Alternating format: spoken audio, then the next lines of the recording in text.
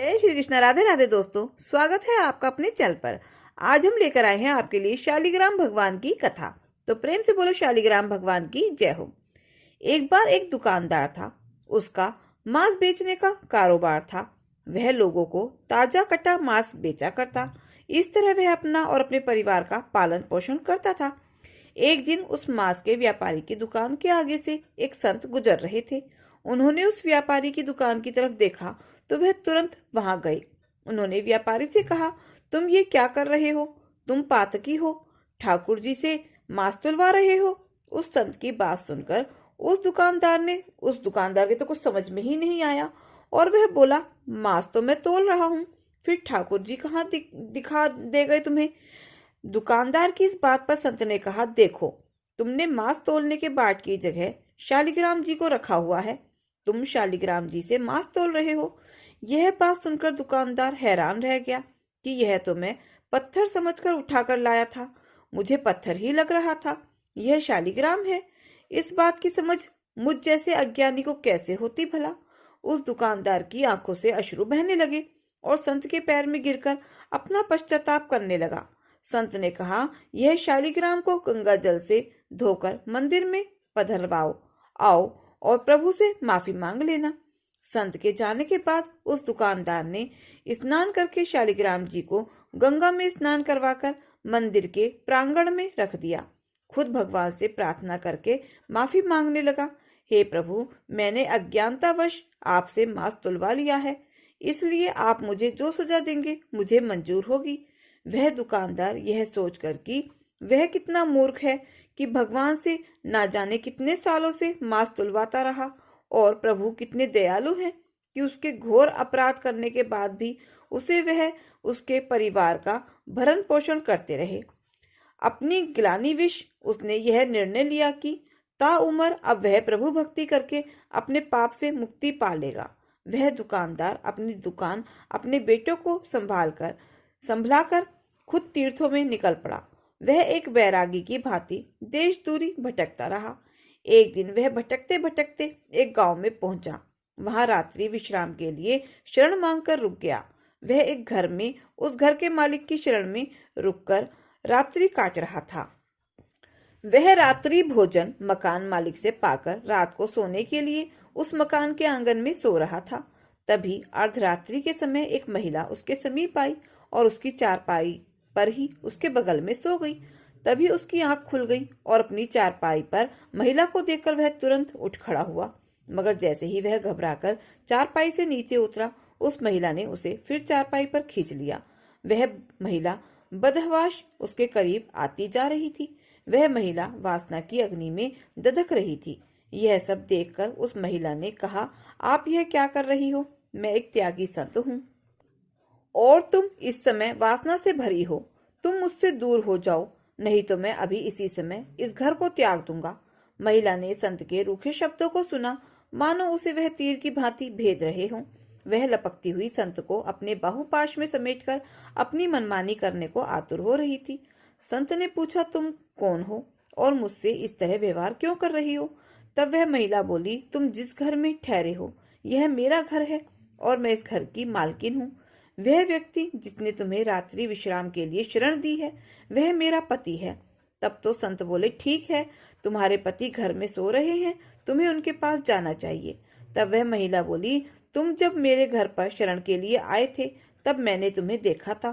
तुम्हारे रूप यौवन की मैं दीवानी हुई जा रही थी। तुम्हें पाने की लालसा में मैंने यह बीते कुछ पल बहुत मुश्किल से गुजारे। अब तुम्हारा सामीप्य मिल गया तो भला तुम्हें अपने से अलग कैसे करूं और क्यों करूं? अब उस संत ने उस महिला को समझाने की कोशिश की कि देखो, तुम एक विवाहिता हो, तुम्हारा कर्तव्य पति सेवा है। ऐसे में तुम मुझ जैसे वैरागी को पाना चाहती हो, यहाँ तुम्हें शरण नहीं मिल सकती। तुम्हारी जगह अपने पति के पास है, जाओ, लौट जाओ अपने पति के पास। वह महिला कुछ सुनने को तैयार ना थी। तब वह बोली, अच्छा, तो मेरे और तुम्हारे बीच मेरा पति कहाँ आ रहा है? अगर मेरा पति ना हो तो तुम मुझे अपना लेते। वह तुरंत घर के भीतर गई। उस महिला ने घर पर रखी पति की तलवार को निकाला और उस तलवार से पति पर वार कर दिया।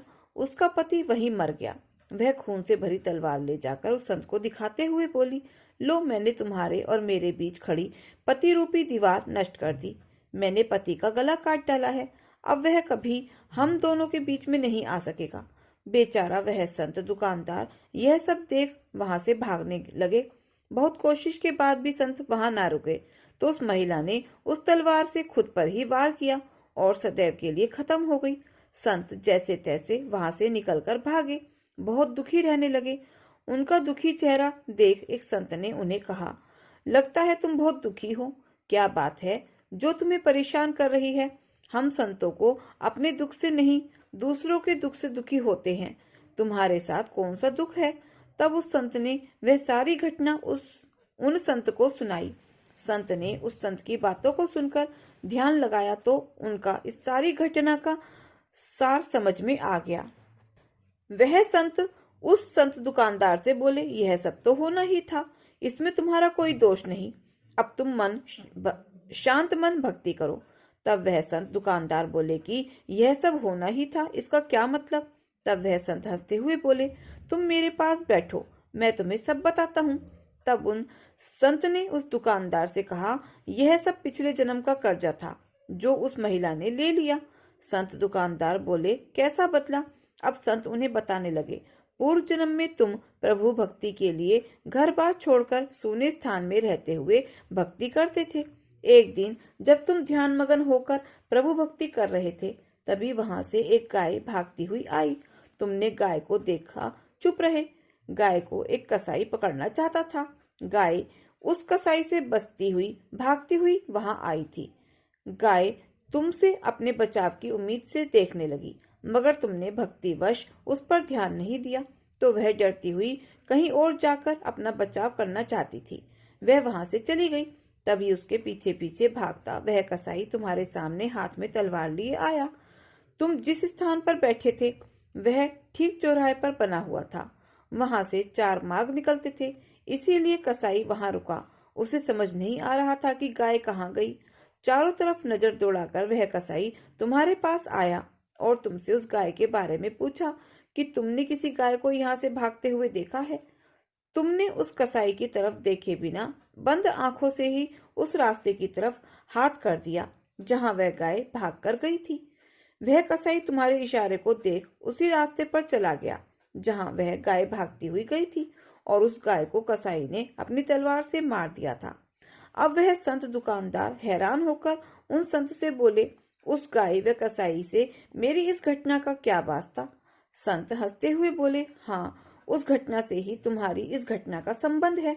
क्या तुम जानते हो वह मकान मालिक व उसकी पूर्व पत्नी पूर्व जन्म में कौन थे? अब वह संत दुकानदार विस्मित होकर देखने लगे। संत ने उन्हें आगे बताना शुरू किया। वह जो मकान मालिक था जिसने तुम्हें रात्रि विश्राम के लिए शरण दी थी, यह पूर्व जन्म में कसाई था। यह कसाई था जिसको तुमने गाय का मार्ग बताया था। इसी तरह उस मकान मालिक की पत्नी वही गाय थी जिसका उस कसाई ने कत्ल किया था। वह गाय जब शिकारी द्वारा काटी जा रही थी, तभी वह मन ही मन तुम दोनों से बैर भाव रख गई। बस बदले की आग में दूसरे जन्म में बदला ले लिया। उसने उस कसाई जो उसका इस जन्म में पति था उसी तरह तलवार से मार दिया जैसे उस कसाई ने गाय को तलवार से काटा था। तुमने कसाई को उसका गाय मार्ग बताया, इसीलिए वह तुमसे इस तरह व्यवहार कर रही थी। यह सब जन्मों के खेले हैं, किसकी समझ में आते हैं? इंसान अपने बुने जाल में ही उलझा रहता है। और दुखी हूँ, मैं दुखी हूँ, दुख का रोना रोते रहते हैं। दुख सुख हमारे अपने पूर्व जन्मों में बोए गए बीज हैं जो इस जन्म में आकर काटते हैं। मन अधीर ना हो, ना दुख सदा रहा, ना सुख सदा रहेगा। दुख के बाद ही तो सुख आता है और सुख के पीछे दुख भी छुपकर बैठा होता है जो हमें अहंकारवश नजर नहीं आता। न दुख में मुरझाना बाबरे, न सुख में मतवाला बनना। सब नियति के हाथ है। सुख दुख मौसम है, आते जाते रहते हैं। मन के माने हार है, मन के माने जीत। इसलिए अपने को सदैव इस तरह रखो कि सुख दुख की इस श्रृंखला का आप पर प्रभाव ना पड़े। तो दोस्तों, ये कथा कहानी आपको कैसी लगी कमेंट बॉक्स में जरूर बताएं और अगर अच्छी लगी हो तो प्लीज़ प्लीज़ वीडियो को लाइक, शेयर और सब्सक्राइब अवश्य करें। अपना प्यार और सहयोग दें। मिलते हैं फिर ऐसे ही नई कथा कहानियों के साथ। धन्यवाद।